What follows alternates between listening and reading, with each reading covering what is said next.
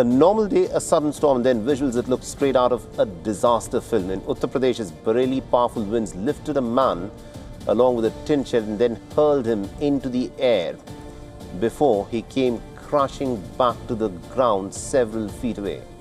We'll leave you with these viral images that has left the internet stunned and has become a chilling reminder of nature's raw force. Thanks for watching.